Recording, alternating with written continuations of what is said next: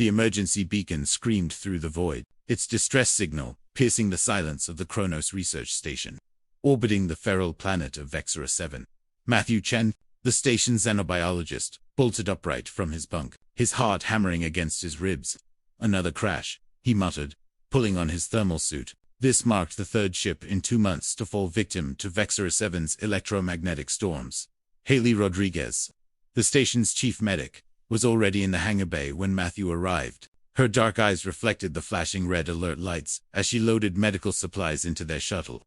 "You're not actually going down there," she said, though it wasn't really a question. She knew Matthew too well.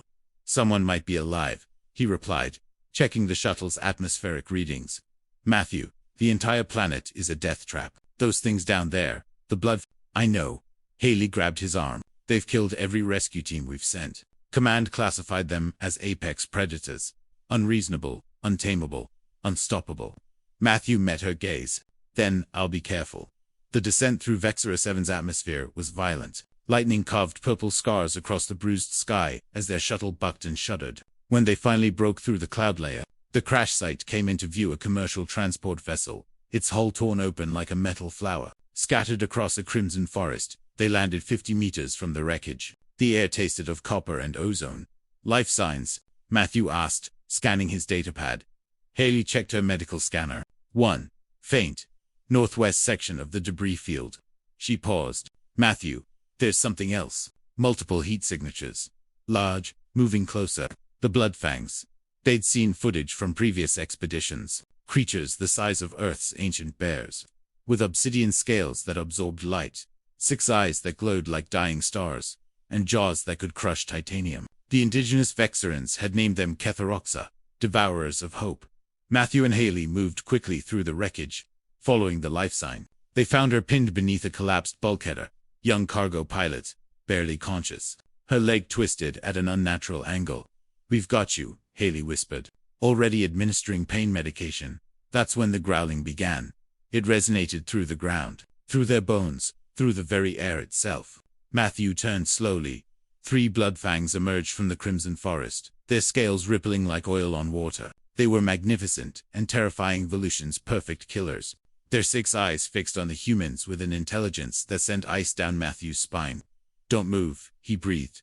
The largest Bloodfang, easily 3 meters, at the shoulder, took a step forward. Then another, its muscles coiled beneath its armor-like hide. This was it. This was how rescue teams died. But Matthew saw something the others hadn't.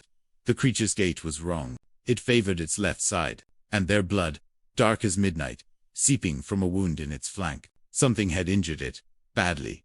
"Matthew, what are you doing?" Haley's voice cracked with fear as he took a step toward the Bloodfang. "Something stupid," he replied, raising his empty hands. "Or maybe something necessary." The Bloodfang snarled, a sound like tearing metal. Its companions flanked it, ready to strike. Matthew's xenobiology training flooded his mind. Predators attacked when threatened, when hungry, when protecting territory. But this one was wounded, vulnerable. He spoke softly, not in English, but in the clicking, guttural approximation of Vexeran he'd studied from observation recordings. The words were simple. "I see you. I understand. I can help." The Bloodfang's ears, hidden beneath its scaled crest, its 6 eyes narrowed. Matthew slowly reached into his medical kit and withdrew. A synthetic flesh applicator, an antibacterial spray. He held them up, then deliberately set them on the ground before stepping back. The forest held its breath.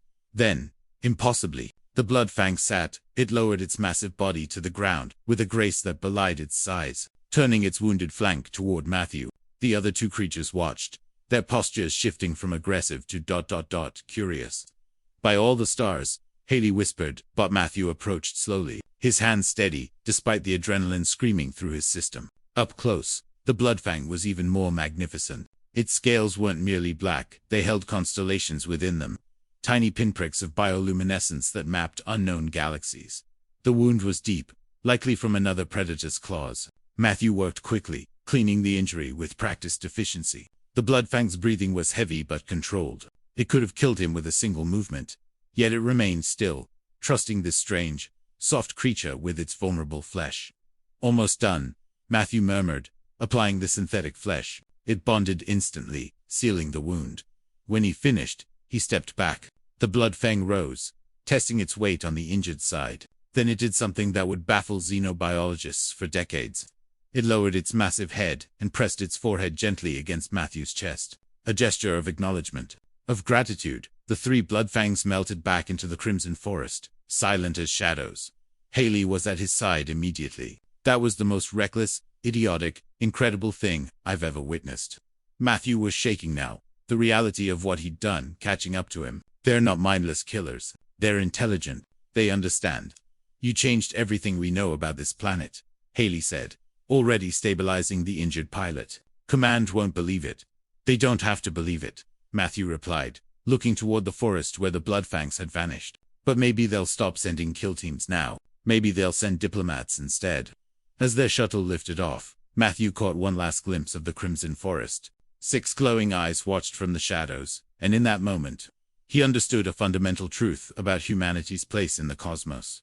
Sometimes, survival wasn't about being the strongest or the most feared. Sometimes it was about being brave enough to offer help, even to monsters. Especially to monsters. Because in the vast, indifferent universe, compassion was humanity's greatest weapon and their most profound gift.